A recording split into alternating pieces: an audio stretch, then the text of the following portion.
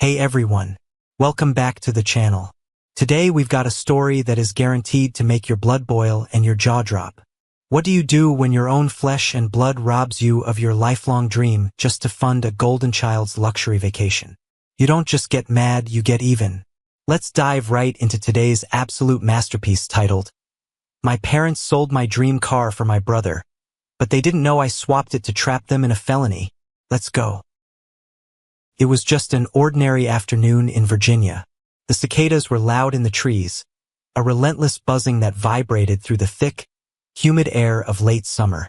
The sprinkler arced across my parents' manicured lawn, throwing lazy rainbows through the mist. And my father's old sports newspaper lay folded on the porch swing, just like it always did. On the surface, everything looked calm, familiar, and safe. Yet, the quiet pressed on my chest like a physical weight, a suffocating blanket that made it hard to draw a full breath. I had just returned from overseas, a grueling 45 days in Germany on a NATO tactical training exercise. My duffel bag was slung over my shoulder, the straps digging into my collarbone, my uniform still packed tight inside. After weeks of high-alert drills, sterile barracks, and the rigid schedule of military life, all I wanted was one simple thing.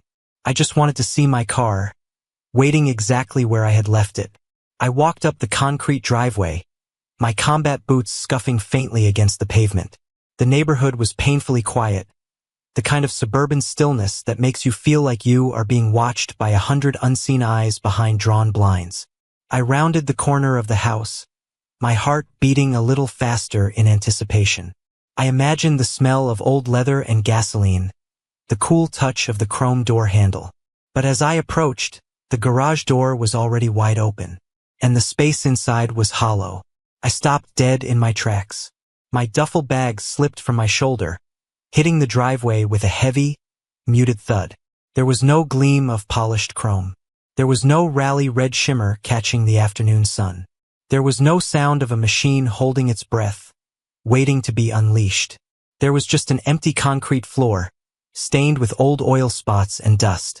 That was the paradox I had faced my entire adult life. I had survived desert firefights, I had navigated foreign battlefields, and I had lived through the chaos of war zones. But absolutely nothing in my military training had prepared me for the deafening silence of that empty garage. My name is Captain David Hayes. I am 32 years old, an officer in the United States Army, and a man who had spent his entire life fighting for a seat at a table that was never meant for me. People imagine that soldiers like me dream of chest ribbons, high ranks, or a big house with a white picket fence and a flag out front. But my dream had always been smaller, stranger, and infinitely louder. A 1968 Corvette Stingray. It was the car I had once whispered to myself I would own. The solitary beacon of hope that kept me moving forward when everything else in my life was designed to drag me down. Standing there in the Virginia heat, staring at the empty void where my soul's anchor was supposed to be, a cold sweat broke out across the back of my neck. My pulse pounded in my ears, a frantic drumbeat of dread. The air suddenly felt too thin to breathe. I knew, with the kind of gut-wrenching certainty that only comes from a lifetime of betrayal, that my car hadn't been stolen by a stranger in the night. It had been taken by the people sleeping inside that house. The heavy dread pooling in my stomach wasn't just about a missing vehicle. It was the sickening realization that I was standing on the precipice of a war I had tried to escape my entire life. That promise to myself, that burning desire for a piece of classic American steel, began in my grandfather's garage when I was just 8 years old. My grandfather, Arthur, was a World War II veteran. His back was bent from years of hard labor, his skin weathered like old parchment, but his hands were incredibly steady as he rebuilt engines piece by piece. His garage was a sanctuary of grease, oil, and worn tools, a place where broken things were given a second chance. While other children were inside playing video games or watching morning cartoons, I sat beside him on a rickety wooden stool. My small hands were always blackened with grease, learning how to coax life back into an old Willis Jeep that had carried soldiers across the muddy fields of Europe. He taught me the language of machines, a dialect of grunts, clinks, and roars.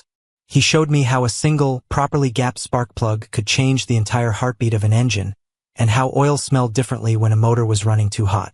"Machines have souls, David," he would murmur, wiping his brow with a greasy rag, his eyes soft beneath the brim of his old cap. "If you listen close enough, if you pay attention, they'll tell you exactly what they need. They don't lie to you, not like people do."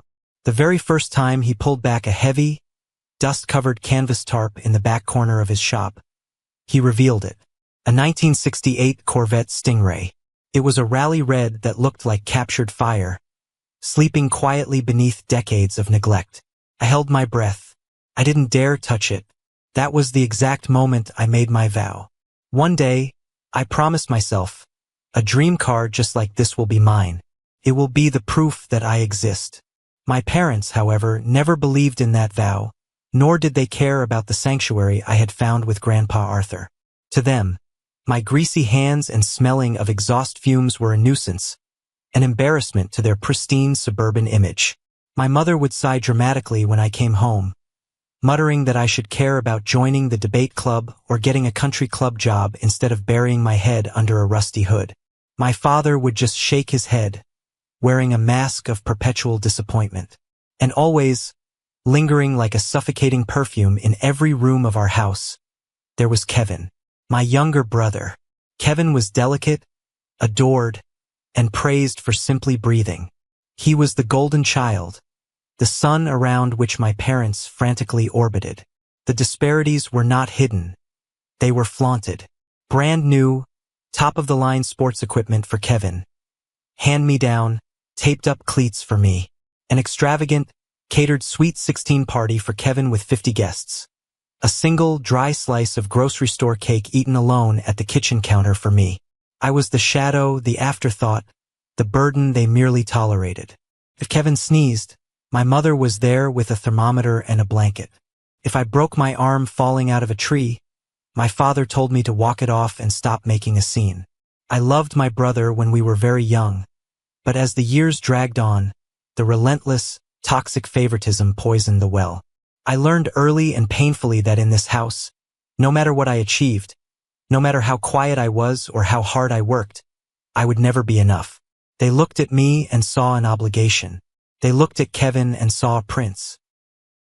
The true depth of their betrayal, the wound that would fester and ultimately drive me away, was inflicted on my 18th birthday. Before Grandpa Arthur passed away, he had pulled me close to his hospital bed. His breathing shallow but his grip surprisingly strong. He whispered a secret to me. He told me he had set up a small, private college fund specifically for me. It wasn't a fortune, but it was enough to get me started, enough to pay for a solid state school so I could study mechanical engineering. "Don't tell your parents," he had warned, coughing weakly. "Use it to build your own life, Davy." It was my lifeline, my ticket out of the suffocating grip of my childhood home. On the morning of my 18th birthday, I walked into the local bank branch with the account documents Arthur had left me, feeling a strange mixture of grief for my grandfather and hope for my future. I handed the paperwork to the teller, a kind-faced woman who had known my family for years. She typed on her keyboard, her brow furrowing. She typed again, slower this time. Then, she looked up at me with an expression of profound pity that made my stomach drop. "David, honey," she said softly, "this account is empty. It was closed out 6 months ago." I didn't understand. The military did not care about my sob story. It only cared about what I could endure. And I could endure anything. For 8 years, I practically lived in the dirt. Afghanistan had a way of burning itself into your memory, stripping away everything soft and leaving only the jagged edges of survival. I lived in a world defined by the smell of fine, powdery dust, the sharp, metallic tang of cordite, and the relentless, baking heat that warped the horizon. The taste of sand permeated every bite of food, crunching between my teeth whether I was eating a dry cracker or an MRE jalapeno cheese spread. While Kevin was back home, spending my parents into debt, dropping out of college, and posting perfectly curated photos of his weekend benders, I was sleeping on the hard, unforgiving ground where the sand never truly cooled. I spent days sprinting under skies cut with the crackle of enemy gunfire, the adrenaline singing in my veins. There were no vacations for me, no luxuries. My reward for surviving a firefight was simply the chance to fight another day. But in the crucible of combat, I found what I had been denied my entire life: true brotherhood. I found it in men like Major Marcus, a giant of a man who once dragged me by the straps of my tactical vest out of a kill zone while bullets chewed the dirt around our boots. I found it in Sergeant Brody, a quiet, grizzled veteran who taught me how to read the terrain and how to keep my mind sharp when exhaustion tried to drag me under. They didn't care who my parents were or what I had lost. They only cared that I watched their backs, just as they watched mine. They were my blood now. Through every deployment, through every miserable night watch, I kept a singular focus. I counted crumpled bills and watched every dime of my combat pay, every hazard bonus, vanish into a high-yield savings account. I lived like a monk. My luxury was an extra hour of sleep on a cot in a canvas tent. Whenever the desert night grew too quiet, whenever the memories of my family's betrayal threatened to surface and choke me, I would close my eyes and picture the sleek lines of that 1968 Corvette. I would imagine the deep rumble of the engine. Hold on, I would whisper into the dark. One day you'll drive it. They took everything else, but they won't take this. 8 years of grit, sweat, and iron discipline. 8 years of missed holidays, birthdays spent in body armor, and writing letters to myself because no one back home ever bothered to reach out. Every drop of sweat, every near miss with a roadside bomb, was a deposit in the bank of my freedom. And then, at the end of those 8 grueling years, the numbers on a screen finally matched the price tag of my salvation. There it was, sitting in the showroom of a classic car dealership in Texas. A flawless, numbers-matching 1968 Corvette Stingray. It was painted in a rally red that seemed to glow from within, its curves aggressive and sweeping like a fighter jet grounded on the asphalt. The price was $92,000. It was an astronomical sum, every single cent carved from sacrifice, danger, and sheer willpower. The day I walked into that dealership and handed over the cashier's check, I stood in the parking lot much longer than I should have, just staring at it. The midday sun caught the chrome bumpers, sending blinding glints of light dancing across the pavement. My hands actually trembled when I reached out and touched the cold, solid metal of the driver's side door handle. For a terrifying second, I was afraid the car might dissolve into dust, a cruel mirage conjured by my desperate mind. But it was real. It was heavy and it was mine. I slid into the driver's seat.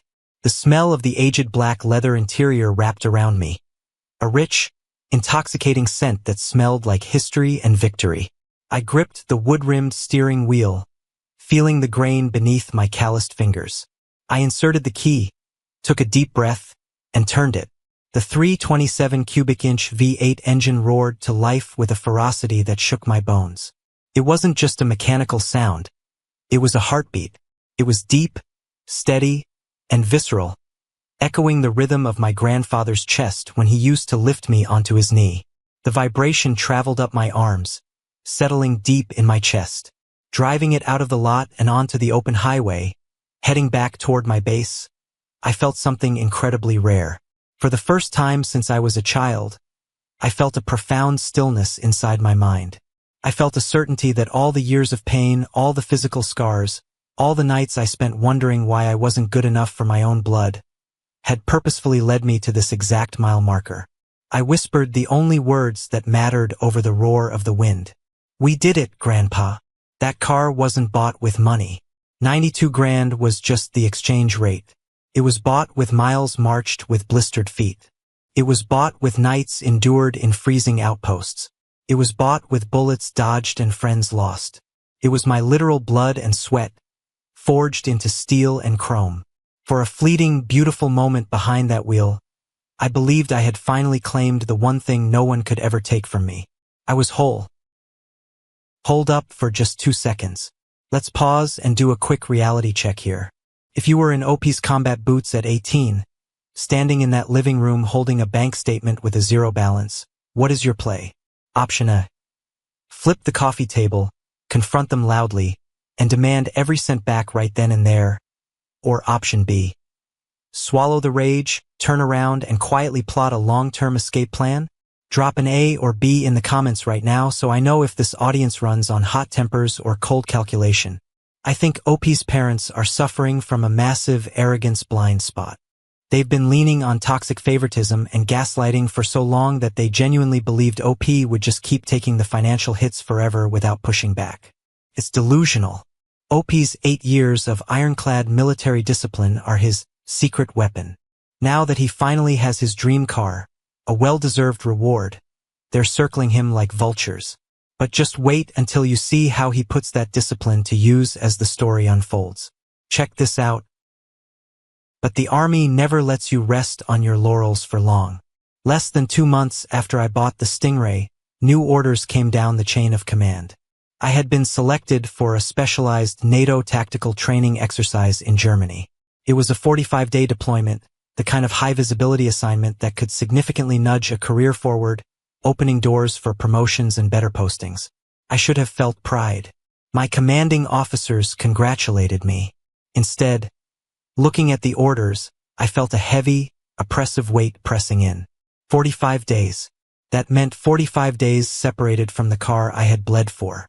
The military base where I was currently stationed was undergoing massive renovations, and the long-term parking situation was an absolute nightmare. The secure lots were full, and leaving a pristine, classic Corvette in an open, poorly guarded transit lot for a month and a half was asking for vandalism or theft.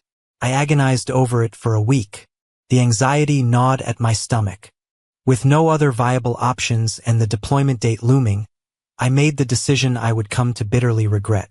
I drove the Stingray back to Virginia. I drove it back to the very garage where Grandpa Arthur and I had once built dreams from rust and oil. The day before my flight, I stood in that garage with my father.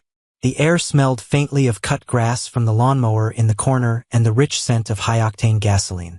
It was a dizzying mix of my childhood innocence and my hard-won adulthood. I looked at the car, then turned and met my father's eyes.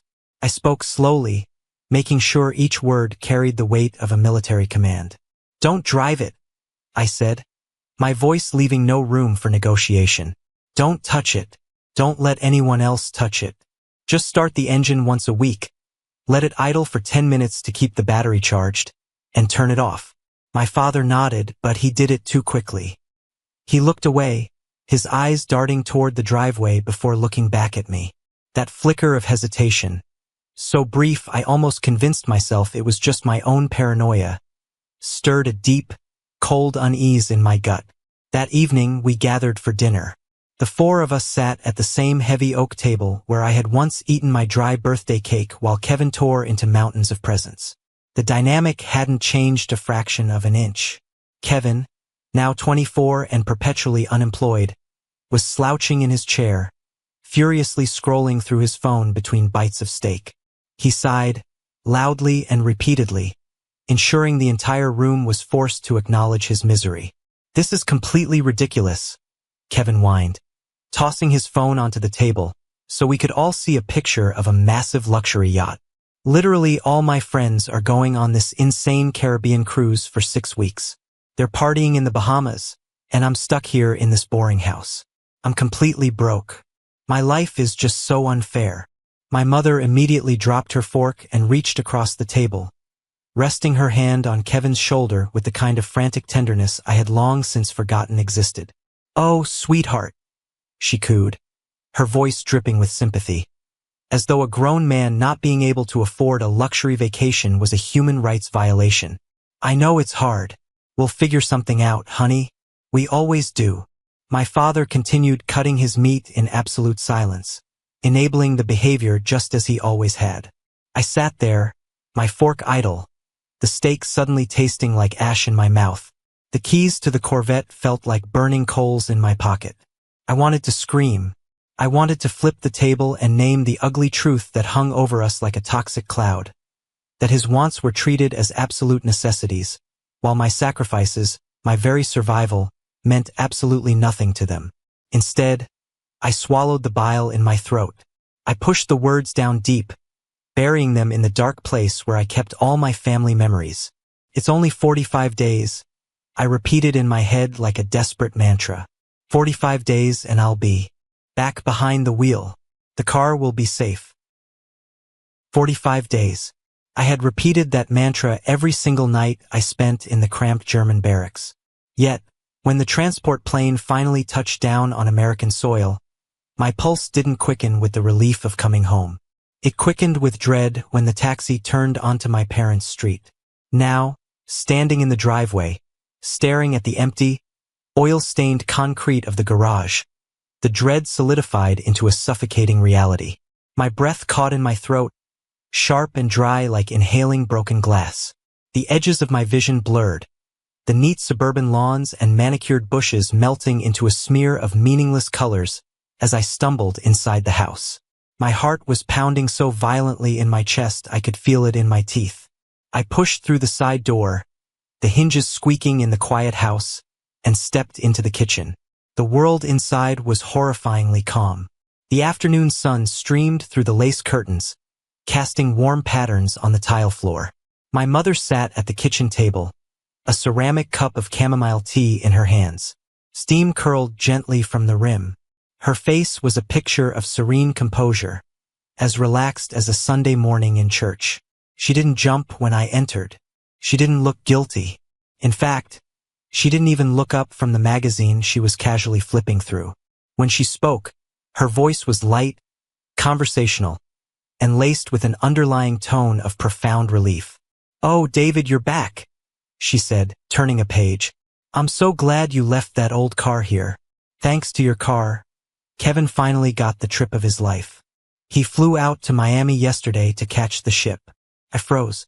My boots felt like they were cemented to the floor tiles. The air in the kitchen vanished. My lips parted, but my lungs refused to push any sound out. My brain short-circuited, desperately trying to process the sheer audacity, the casual cruelty of what she had just said. When the words finally clawed their way out of my throat, they were barely a whisper, cutting the silence like a jagged edge. "You sold my Corvette Stingray." My father walked into the kitchen at that exact moment, wiping his hands on a towel. He stopped, taking in the scene. He didn't look apologetic. He exhaled a long, heavy breath, looking at me as though my grief, my devastating loss, was nothing more than a minor inconvenience to his afternoon. He tossed the towel onto the counter, rubbed his forehead, and looked me dead in the eye. "Don't make a scene, David. You're a soldier," my father said, his voice laced with a weary, dismissive finality. "You make good money now. You don't have rent or expenses over there. You'll just save up and buy another one. It's just a piece of metal." But Kevin was depressed. He only has one youth. He needed this. History hadn't just repeated itself.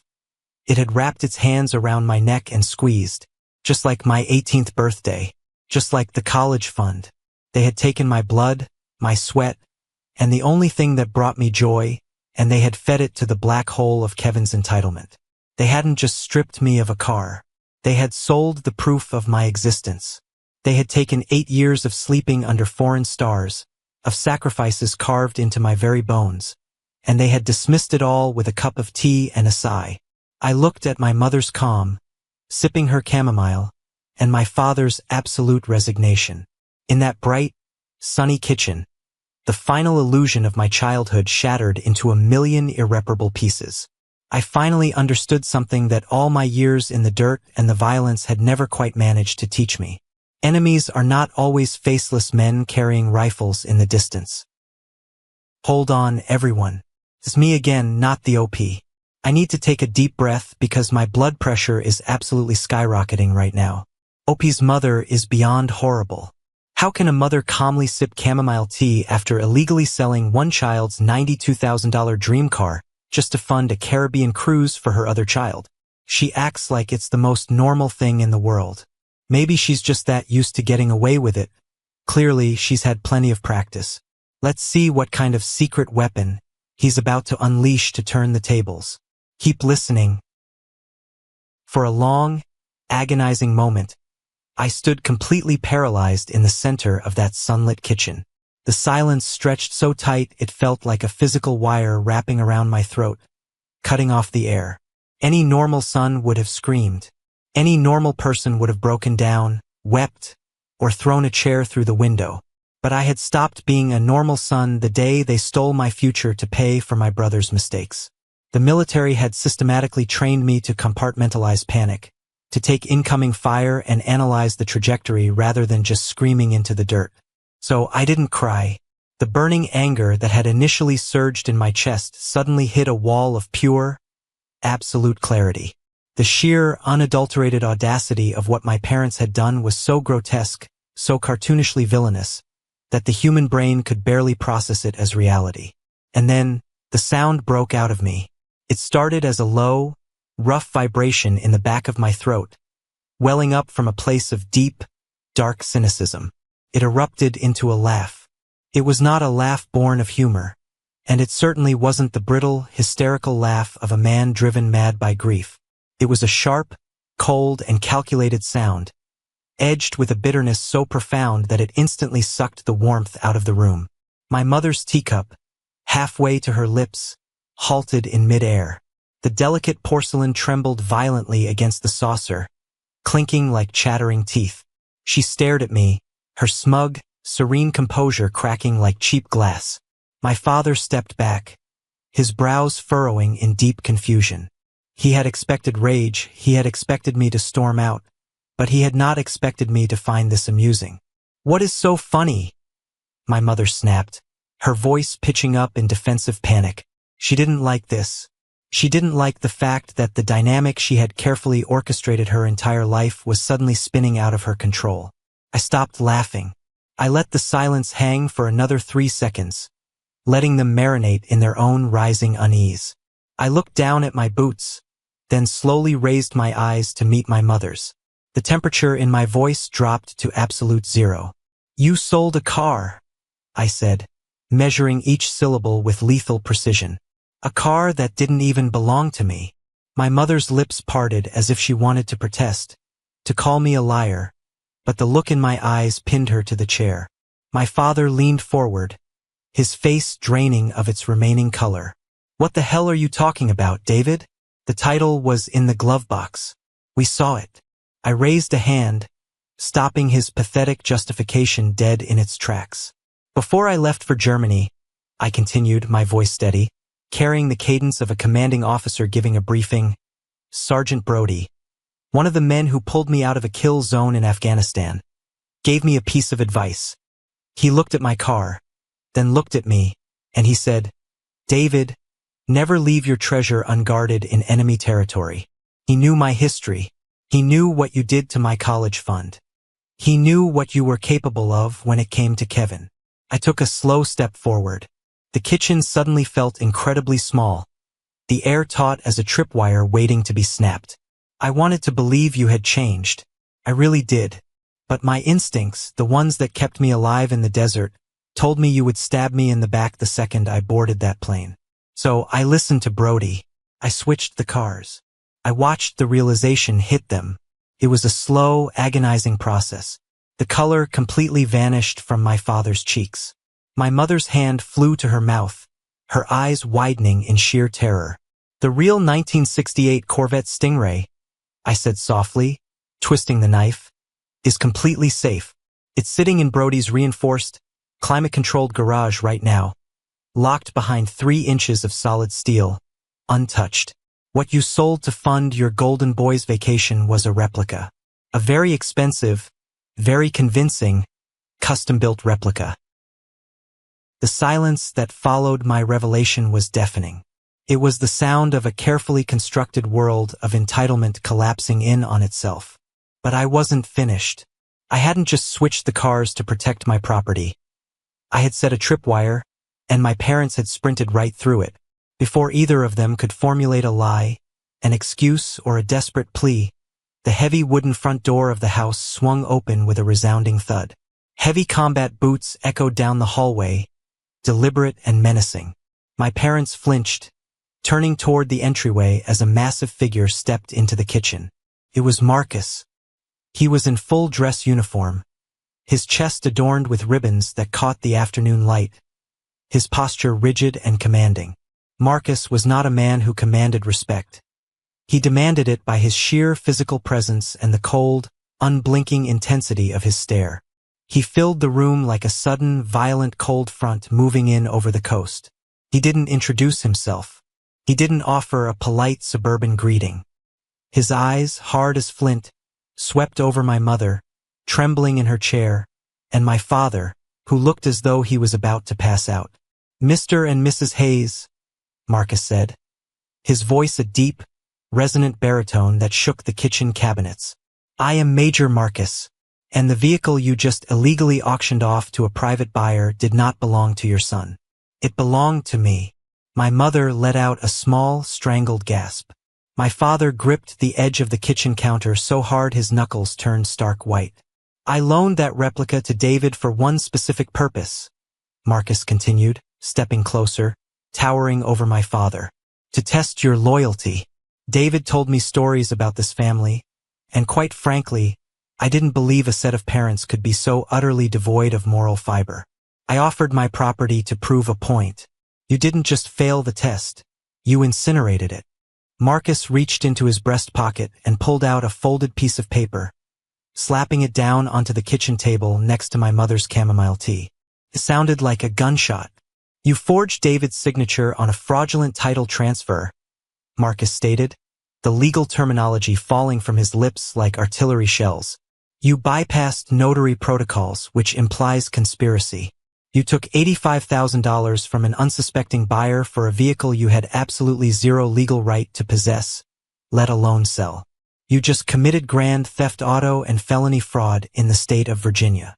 The weight of his words landed in the room, crushing the last remnants of their arrogance. My father's jaw worked silently, his eyes darting frantically between me and the major, desperately searching for a punchline to a joke that wasn't there. "We," my mother stammered, tears finally spilling over her eyelashes, smudging her pristine makeup. "We didn't know. David, honey, we thought it was yours. We just wanted to help Kevin. You have to tell him we didn't know." I looked at her, feeling absolutely nothing. No pity, no remorse. The well of my empathy had dried up years ago. "Ignorance is not a defense," Marcus barked, cutting her off instantly. "The law does not care about your golden child's vacation. The law cares that you stole a high-value asset and committed interstate wire fraud by receiving the funds. The mandatory minimum for the combined charges you are currently facing is 10 years behind bars. 10 years. The words hung in the air, a guillotine suspended by a thread. I looked at the two people who had raised me, not as a son begging for scraps of affection, but as a soldier who had finally dragged his enemies out of the shadows and onto the battlefield. For the first time in my 32 years of life, I didn't feel small in that house. I felt like the tectonic plates beneath my feet had finally shifted in my favor. The decades of dismissal, the gaslighting, the blatant theft of my future. It was all turning back on them like a blinding mirror, and they had absolutely nowhere to run. The crushing silence in the kitchen was suddenly shattered by the sharp, jarring ring of my cell phone. It vibrated violently against my thigh. My parents jumped as if they had been electrocuted. I slowly pulled the phone from my pocket. The number was unknown, but the area code belonged to a wealthy district in Northern Virginia. I knew exactly who it was. I answered it and put it on speakerphone, holding it out so the sound would echo off the kitchen walls. "Captain Hayes," I said. "This is Thomas Sterling." A voice barked from the speaker. The tone was firm, clipped, and possessed the unmistakable, gravelly cadence of a former Marine. "I am the man who just transferred a small fortune to your parents for a 1968 Corvette Stingray. We have a massive problem, Captain." My father closed his eyes, leaning heavily against the counter as if his legs had given out. "What seems to be the issue, Mr. Sterling?" I asked calmly. "The issue," Sterling growled, "is that my private appraiser just finished looking at the vehicle. He confirmed it's a brilliant replica. Beyond that, the VIN numbers on the chassis don't match the title your father handed me. Furthermore, I ran a background check. The signature on the bill of sale does not match your military records. Your parents sold me a fake car with forged documents. Where the hell did they get my money? And where the hell is the real title? Mr. Sterling, I replied, keeping my voice steady. I apologize for this situation. I have just returned from deployment. I did not authorize this sale, and my signature was completely forged by the people sitting in front of me. The vehicle actually belongs to my commanding officer. There was a long pause on the other end of the line. The heavy breathing of an angry Marine filled the room. I see, Sterling finally said, his voice dropping an octave into something truly dangerous. I treat classic cars with the same respect I gave my rifle in the Corps. I do not tolerate liars, and I certainly do not tolerate thieves. I am contacting my legal team immediately. Tell your parents to get a good lawyer. They are going to need one. The line went dead. The dial tone hummed like a funeral dirge. I didn't say another word to my parents. I turned on my heel, walked out of the house, and got into Major Marcus's truck. That very night, we drove straight to the military base, bypassing my barracks, and headed directly into the office of a JAG, Judge Advocate General Lawyer. The fluorescent lights hummed overhead, casting a sterile, unforgiving glow over the polished mahogany desk. The JAG lawyer, a sharp-eyed woman named Captain Vance, flipped meticulously through the scanned documents Sterling had emailed over, comparing them to my official military file. She didn't take long. Forgery, Vance said flatly, tossing her pen onto the desk with a sharp clack. It's textbook. Your parents brazenly signed your name. They sold property that was never legally theirs, and they accepted a wire transfer across state lines. That elevates this to federal jurisdiction. I leaned back in the stiff leather chair, every nerve in my body pulled taut. Outside the window, the American flag on the parade ground snapped violently in the night wind. At best, Vance continued, interlacing her fingers and resting them on the desk, this is massive civil liability. They will have to pay back every single cent, plus damages and legal fees. At worst, she paused, meeting my eyes with a grim expression. At worst, it's a felony. If Major Marcus and Mr. Sterling decide to press charges, your parents will face criminal indictment. They will serve time. This isn't a family dispute anymore, Captain Hayes. This is a crime scene. Inside that sterile office, my family's ultimate betrayal was being cataloged, quantified, and translated into cold legal language. Fraud, forgery, grand theft. They were clinical words for wounds that had been bleeding since I was 18. Oh, let the law tighten the noose. Honestly, that is one of the most savage lines I've ever heard. If you were sitting in a JAG officer's office, and that lawyer looked you dead in the eye and confirmed your parents were facing serious federal prison time, would you waver? For 32 years, those parents used toxic family dynamics as a shield to hide their blatant theft and abuse. I believe family ties are important, but justice and the law demand respect too. OP's parents thought they were playing a simple game of family chess where they could just bend the rules. But the reality isn't that simple. They've committed a federal-level felony. Let's see how the golden child reacts when they realize their luxury cruise was funded by a crime scene. Stay tuned. As I walked out of the JAG office and into the cool Virginia night air, my phone buzzed again in my pocket. It wasn't Thomas Sterling this time. It was a social media notification. For years, I had kept Kevin on my accounts, mostly out of a morbid curiosity, a daily reminder of exactly why I needed to keep working so hard. I opened the app, and the screen lit up with a fresh batch of photos. My blood ran cold, and a fresh wave of visceral disgust washed over me. There was Kevin. He was standing on the pristine teak deck of a massive, multi-million-dollar yacht, the vibrant blue waters of the Caribbean stretching out behind him. He was wearing expensive designer sunglasses, a linen shirt unbuttoned halfway down his chest, and a grin so wide and arrogant it made my hands curl into tight fists. In one arm, he was holding a magnum of expensive champagne, the cork freshly popped, foam spraying into the sun. His other arm was wrapped tightly around the waist of a woman I didn't recognize. The caption beneath the photo was the final nail in the coffin. Huge shout out to the parents for the early inheritance. Living my best youth. #blessed, #Caribbean life, #no regrets. I stared at the glowing screen until the image blurred at the edges. My hand was shaking so hard I nearly dropped the phone onto the concrete. That yacht, that champagne, that carefree, obnoxious laughter. Every single ounce of that indulgence was paid for with the phantom funds of my dream car. It was paid for by the $85,000 stolen from an ex-Marine, orchestrated by parents who thought my life was nothing more than an ATM for their favorite son. But looking at that caption, early inheritance, a sickening realization crystallized in my mind. Kevin wasn't just a passive beneficiary of my parents' criminality. He wasn't just a spoiled, careless kid who happily accepted a blind gift.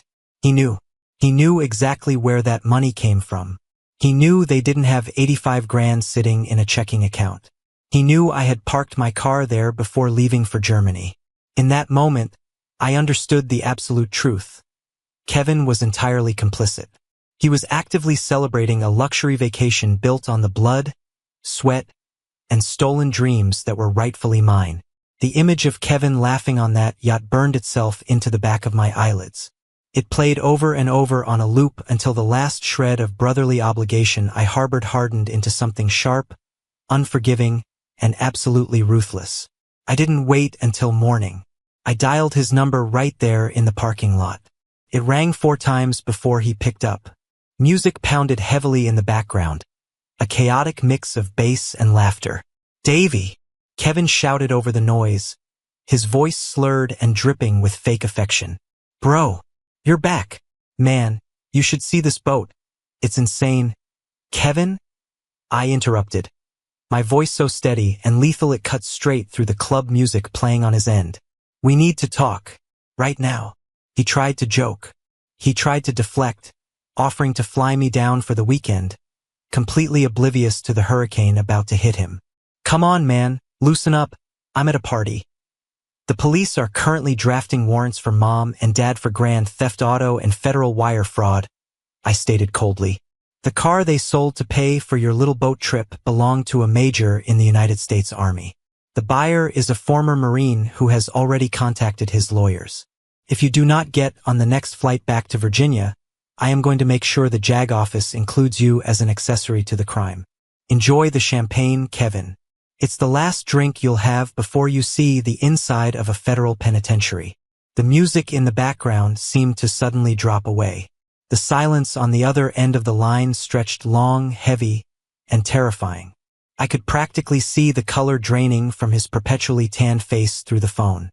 "I'll be on the next flight," he whispered, his voice trembling. I hung up without saying goodbye.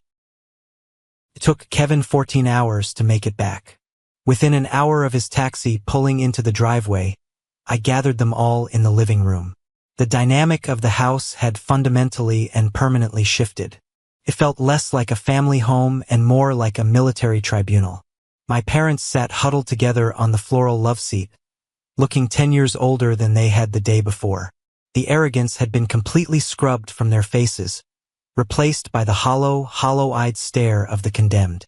Kevin paced nervously near the unlit fireplace, still wearing his expensive linen shirt, though it was now wrinkled and stained with nervous sweat. He wouldn't make eye contact with anyone. I didn't sit. I stood by the front window, blocking the exit. Beside me stood Major Marcus, still in his imposing uniform, and Trung S.I. Brody, who had driven up that morning. Brody stood with his thick arms crossed over his chest, as steady and immovable as a boulder. They weren't just there for moral support. They were my witnesses. They were the guardians of the truth I was about to force into the open air. The silence dragged out, suffocating and thick, until the words finally erupted out of me. They were raw, jagged, and had been buried alive inside me for over a decade. Since I was a child, I began, my voice echoing off the vaulted ceiling. Everything in this house belonged to Kevin. The toys, the praise, the attention, the forgiveness. While I fought for literal scraps, while I wore taped-up shoes and fixed old engines just to have a hobby, you handed him the world on a silver platter. My father bowed his head, staring at his shoes, utterly unable to meet my eyes.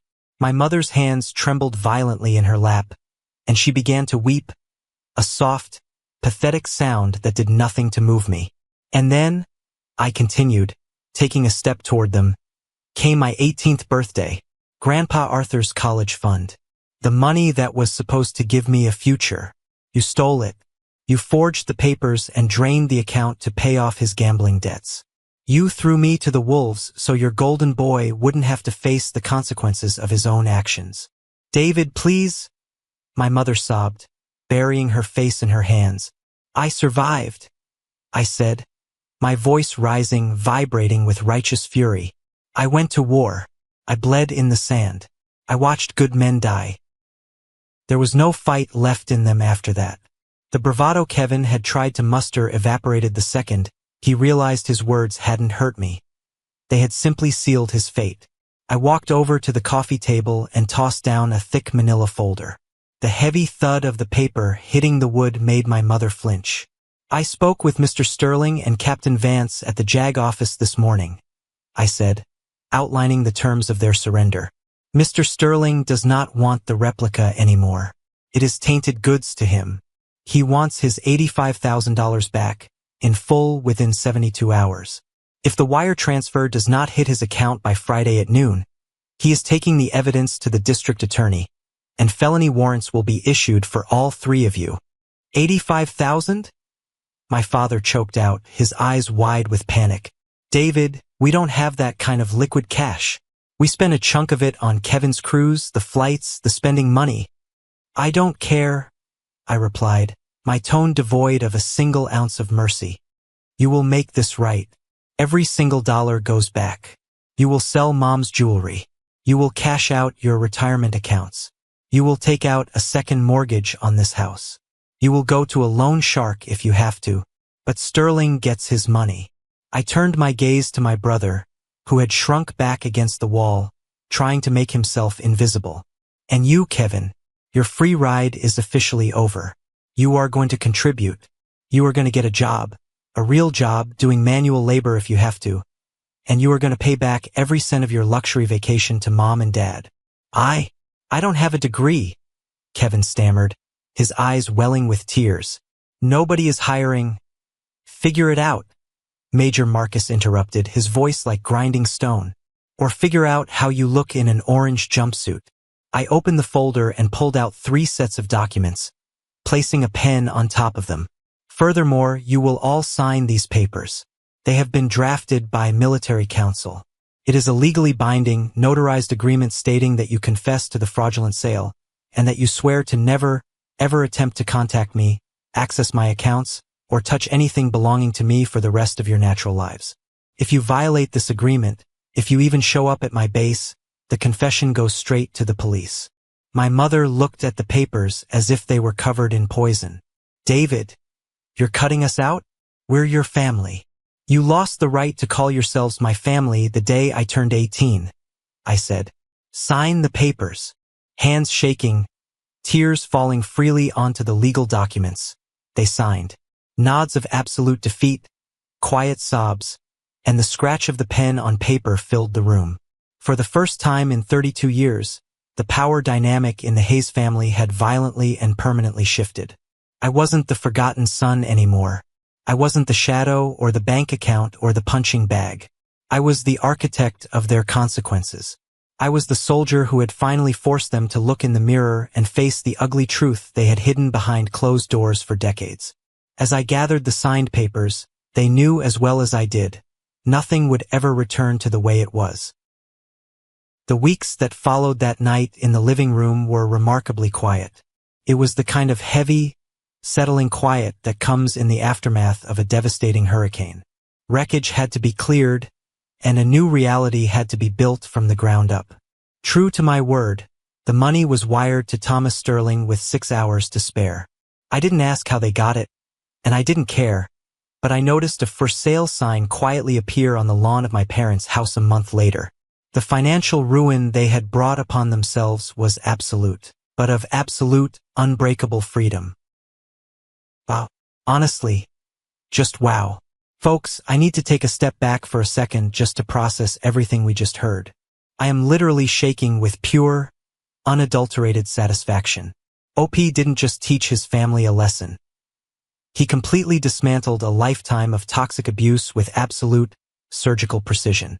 Family ties are sacred, but they aren't a doormat. Whether it's parents or siblings, they have to respect you. There are boundaries for everything, that's just how it should be. But I know not everyone sees it that way, so let's dive into the Reddit comments because the community had a lot to say about this one. First up, we have user Vindicator who says, "Not the asshole. As a veteran myself, this hit way too close to home. The blatant disrespect it takes to forge signatures and sell a deployed soldier's property is sickening. You didn't ruin their lives. They ruined their own the minute they decided your sacrifices were just an ATM for Kevin's entitlement. Enjoy that stingray, Captain. You earned every inch of it." I could not agree more, V8. The fact that they used the exact same playbook from when he was 18 is insane. They didn't learn a thing. They just assumed he would take it on the chin because family is family. Well, guess what? The law doesn't care about your golden child's sunburn in the Bahamas. But let's look at the other side of the coin. Here's a comment playing devil's advocate from Legal Eagle 88. Everyone sucks here. Yes, your parents are terrible, and what they did with your college fund was abusive. But involving your commanding officer and setting up a literal sting operation with a fake car and a lawyer? That's borderline sociopathic. You could have just told them you were taking the keys. You wanted to ruin them. Alright, let me stop you right there, Legal Eagle. Sociopathic? Nah, that's called self-defense. If OP had just told them he was taking the keys, they would have found another way to manipulate him or steal from him down the road. They had literally stolen his college fund before. OP didn't force them to commit felony wire fraud and grand theft auto. He just left bait, and they chomped down on it with zero hesitation. If they were decent people, that replica car would have just sat in the garage for 45 days gathering dust. And finally, we have Karma Collector bringing it home. Not the asshole. The absolute cherry on top is Kevin posting #earlyinheritance on his yacht picture. That tells you everything you need to know about that family's dynamic. He knew exactly where that money came from. Making him wash dishes to pay back the $85,000 is the best parenting he's ever received. Spot on, Karma Collector. Kevin is finally learning the value of a dollar the hard way. The power dynamic shift at the end, forcing them to sign the no-contact contract? That was cold, calculated, and necessary. Alright guys, that does it for today's episode. I want to hear from you. Was OP justified in setting the trap? Or did he take the revenge too far? Let me know down in the comments. If you enjoyed the story, hit that like button, subscribe so you never miss out on the drama, and I'll catch you all in the next video.